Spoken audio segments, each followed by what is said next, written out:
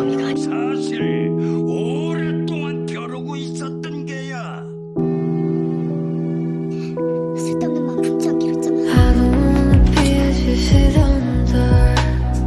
If you can't see me, I'll say where to go.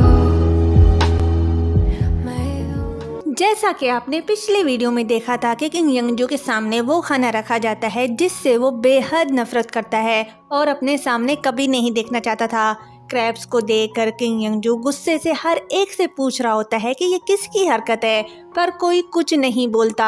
फिर king यंगजू गर्म लोहा निकाल कर हर एक की तरफ देख रहा होता है कि तभी वो बिनहो की तरफ जाता है उसे मारने के लिए, क्योंकि उसे लगता है कि ये खाना बिनहो ने तैयार करवाया होगा। और जैसे ही उसे मारने की कोशिश करता है, किंग जोंग हाथ आगे बढ़ाकर किंग यंगजू को रोकता है और अपनी मां को बचाता है। लोहा ज़्यादा गर्म होने की वजह से किंग जोंग का हाथ जल रहा होता है और उसे बहुत तकलीफ भी होती है। वो किंग यंगजू से कहता है कि ये गलती मेरी मां की नहीं है, आप मुझे सजा दो। किंग जोंग को तकलीफ में देखकर किंग यंगजू लोहा फेंक देता है और गुस्से से अपने मुलाजिम को बुलाकर उसके साथ चला जाता है। उसके जाने के बाद बिनहो किंग जोंग का हाथ पकड़कर रोने लगती है।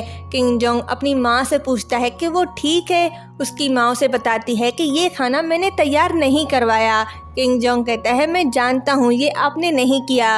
ये कहते ही वो हुआन और मुनसुक की तरफ देखता है, क्योंकि वो जानता है कि ये हरकत इन दोनों में से किसी की है। वो किंग जंगसुन के पास जाता है और उससे रिक्वेस्ट करता है कि उसकी माँ का ख्याल रखे, क्योंकि उसे डर है और वो जानता है कि किंग यंगजू गुस्से में कुछ भी कर सकता है। क्वीन जंगसुन उससे वादा करती है। किंग जोंग बिनहो से कहता है कि कुछ दिनों के लिए वो अपने फैमिली हाउस में रहे। ये कहते ही वो चला जाता है। क्वीन जंगसुन हुआन को रोककर सब कुछ जाने का कहती है।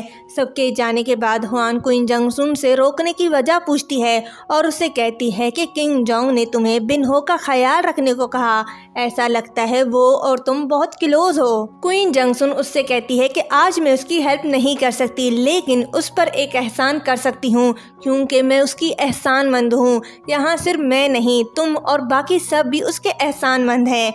अगर वो ना होता तो आज हम सब बड़े मुश्किल में पड़ जाते। अगर किंग यंगजू ने बिनहो को मारा होता तो तुम्हें क्या लगता है क्या होता? हुआन उसे बताती है कि किंग यंगजू उसके साथ ऐसा कुछ नहीं कर सकता, क्योंकि वो उससे बहुत प्यार करता है। ये सुनते ही क्वीन जंगसुन उसके पास जाती है और उससे कहती है कि तुम इतनी बेवकूफ़ कैसे हो सकती हो? हाँ, तुम उसकी बहुत प्यारी बेटी हो, पर तुम ये सोचो कि गुस्से में आकर उसने अपने बेटे के साथ क्या किया था। मुझे उस शख्स की परवाह नहीं जिसने तुम्हें ये साजिश करने पर उकसाया, लेकिन तुमने मुझे अपनी तरफ खींच लिया। तुम्हारी हिम्मत कैसे हुई? ये कहते ही वो चली जाती है। लेडी जो सोंग ड्यूक से मिलती है और उससे लेडी पार्क के बारे में पूछती है और उसे बताती है कि अब उसे उसकी कोई ज़रूरत नहीं। उसकी बातें सुनकर सोंग ड्यूक घबरा जाती है कि तभी यंग ही भागते हुए सोंग ड्यूक के पास आती है और उसे बताती है कि किंग जोंग के साथ बहुत बुरा हुआ है। ये सुनते ही सोंग ड्यूक भागते हुए किंग जोंग से मिलने के लिए उसके पास जाती है, पर बॉडीगार्ड उसे अंदर जाने से रोकते हैं। तभी सामने से तायहू आता है। सोंग ड्यूक उसे रोकती है और रिक्वेस्ट करती है कि उसे अंदर आने दे, पर तायहू उसे कहता है कि वो अंदर नहीं जा सकती, क्योंकि वो इस जगह की नौकरानी नहीं है। सोंग ड्यूक उसे कहती है कि बस एक पल के लिए। तायहू कहता है कि मैं ऐसा करना चाहता हूँ पर ऐसा नहीं कर सकता, मुझे माफ़ कर दो। ये कहते ही वो चला जाता है। फिर वहाँ होंग ड्यूक आता है। सोंग ड्यूक उसे रोकती है और उसे मेडिसिन देती है किंग जोंग को देने के लिए। होंग ड्यूक उसे कहता है कि ये मेडिसिन इस्तेमाल नहीं हो सकता। सोंग ड्यूक कहती है मैं जानती हूँ, फिर भी आप उसे ये दे दो। होंग ड्यूक उससे वो लेता है और अंदर जाते ही अपने आस्तीन में छुपा लेता है। अंदर जाते ही वो किंग जोंग के हाथ पर पट्टी देखता है और उसे अंदाजा हो जाता है कि डॉक्टर ने ट्रीटमेंट कर लिया है। फिर उसे कहता है कि वो किंग यंगजू से मिले और उससे रहम मांगे, पर किंग जोंग इस बात को रिजेक्ट कर देता है और उसे कहता है कि वो किंग यंगजू के हुक्म का इंतज़ार करेगा। ये कहते ही वो उसे जाने की इजाज़त देता है और जैसे ही वो जा रहा होता है वो उसे रोकता है। और उससे कहता है कि यहाँ आने से पहले क्या उसने सॉन्ग ड्यूक को देखा। होंग ड्यूक झूठ बोलता है कि नहीं। किंग जोंग से कहता है कि अगर तुम उससे मिलो तो उसे बताना कि मैं ठीक हूँ, मेरी फिक्र ना करे। ये कहते ही वो उसे जाने का कहता है। सॉन्ग ड्यूक बाहर खड़ी होंग ड्यूक का इंतजार करती है। जैसे ही होंग ड्यूक आता है उससे किंग जोंग के बारे में पूछती है, पर होंग ड्यूक उससे कहता है कि इस बारे में वो खुद किंग जोंग से पूछे। उसकी बातें सुनकर सॉन्ग ड्यूक इमोशनल होकर नदी के पास जाकर बैठ जाती है और खुद से कहती है कि वो उसके लिए कुछ भी नहीं कर सकती। फिर वो किंग जोंग के साथ गुजरे लम्हों को याद करके रोने लगती है। किंग यंगजू के ख्याल में किंग जोंग ने बहुत पहले ही ये प्लान बनाया हुआ था और उसने ये सब बिन हो के कहने पर किया। उसे लगता है कि किंग जोंग उस पर इल्ज़ाम लगाकर तख्त हासिल करके उस पर हंसने का मौका तलाश कर रहा है और कहता है कि वो बिल्कुल अपने बाप की तरह नहीं है। उसकी हिम्मत कैसे हुई मेरे पीठ पीछे ऐसा करने की, मैं उसे कभी माफ़ नहीं करूँगा। ये कहते ही वो किंग जोंग के पास जाता है और उससे कहता है कि अगर तुम माफ़ी चाहते हो तो कहो, ये काम तुम्हारी माँ का है। अगर तुम्हारी माँ इल्ज़ाम अपने सर लेती है तो मैं तुम्हारे साथ कुछ भी नहीं करूँगा। पर किंग जोंग कहता है कि मैंने पहले ही आपको कहा है ये काम मेरी माँ का नहीं है। वो अपनी माँ पर इल्ज़ाम नहीं लगाना चाहता क्योंकि उसे यकीन है कि किंग यंगजू उसके बाप की तरह बिन हो को भी मार देगा। किंग यंगजू उससे पूछता है तो फिर ये किसने किया होगा, हुआन या मूनसुक ने, किसकी गलती थी? किंग जोंग कहता है आपका गुस्सा ठंडा करने के लिए मैं किसका नाम लूं, आपकी प्यारी बेटी का या फेवरेट कॉन्क्यूबाइन का? और कहता है कि दावत की तैयारियां मैंने की, ये मेरी जिम्मेदारी थी तो सजा भी मुझे ही मिलनी चाहिए। ये सुनते ही किंग यंगजू कहता है तुम फ्यूचर के बादशाह हो, या तो तुम तख्त पर बैठोगे या मरोगे।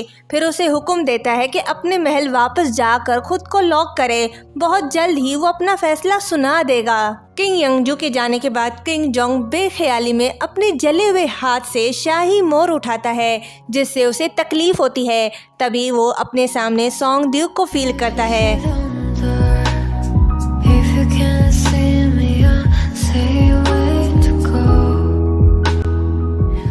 सॉन्ग ड्यूक की परछाई गायब होने के बाद किंग जोंग इमोशनल होकर कहता है कि अगर तुम यहाँ होती तो मुझे कम तकलीफ होती। सॉन्ग ड्यूक को उस जगह दिखाया जाता है जहाँ उन्होंने लेडी पार को छुपाया हुआ था।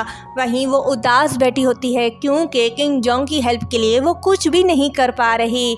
लेडी सुई आती है और सॉन्ग ड्यूक के पास बैठकर उससे कहती है कि अगर तुम उससे प्यार करती हो तो उसकी कॉन्क्यूबाइन बनने से क्यों इनकार कर रही हो। सॉन्ग ड्यूक उसे बताती है कि वो उससे प्यार करती है पर उसकी कॉन्क्यूबाइन नहीं बनना चाहती। वो ऐसी जिंदगी नहीं गुजारना चाहती जहां उसे कुछ भी कहने की हिम्मत नहीं होगी। वो खुद को इस तकलीफ में नहीं डालना चाहती। लेडी सुई उससे पूछती है फिर तुम रो क्यों रही हो। सॉन्ग ड्यूक उसे बताती है कि वो इसलिए रो रही है क्योंकि किंग जोंग ठीक नहीं है। वो कहती है कि एक अच्छा बादशाह बनने के लिए उसने सारी जिंदगी मेहनत की, लेकिन ये सब एक झटके में ही बर्बाद हो गया। मैं उसकी मदद करना चाहती हूँ पर मुझे नहीं मालूम कि क्या करूँ। ये कहते ही वो रोने लगती है। लेडी सुई उसे दिलासा देती है कि तभी पीछे से लेडी पार्क आती है और सॉन्ग ड्यूक से कहती है कि अगर मैं तुम्हें एक एडवाइस दूं तो क्या तुम वैसा करोगी? क्या तुम किंग जोंग को प्रोटेक्ट करोगी? सॉन्ग ड्यूक उससे पूछती है कि क्या उसके पास कोई आइडिया है। लेडी पार्क उसे बताती है कि किंग यंगजू ने वादा किया था किंग जोंग को प्रोटेक्ट करने का और बादशाह बनाने का, लेकिन उसे ये याद नहीं क्योंकि किंग यंगजू को डिमेंशिया है। तो वो सॉन्ग ड्यूक से कहती है कि उसे किंग यंगजू की याददाश्त वापस लानी होगी क्योंकि एक यही रास्ता है जिससे किंग जोंग बादशाह बनेगा। और उसे बताती है कि एक डॉक्यूमेंट है जिसे किंग यंगजू ने खुद लिखा था और शाही मोहर लगाया था। वो डॉक्यूमेंट ढूंढ कर किंग यंगजू को दो और उससे कहो कि अपना वादा पूरा करे। फिर वो उसे बताती है कि वो डॉक्यूमेंट कहाँ है ये किसी को नहीं पता, लेकिन डॉक्यूमेंट छुपाते वक्त 3 क्लू छोड़े थे जो लेडी पार्क को पता थे। लेडी पार्क वो सॉन्ग ड्यूक को बता देती है और यहीं पर ये पार्ट एंड होता है। क्या सॉन्ग ड्यूक किंग यंगजू की याददाश्त वापस लाने में कामयाब हो पाएगी? क्या वो तीनों क्लू के जरिए डॉक्यूमेंट के करीब पहुंच पाएगी? ये तो हमें नेक्स्ट पार्ट में ही पता चलेगा। तब तक के लिए चैनल को सब्सक्राइब करें, वीडियो को लाइक शेयर करें।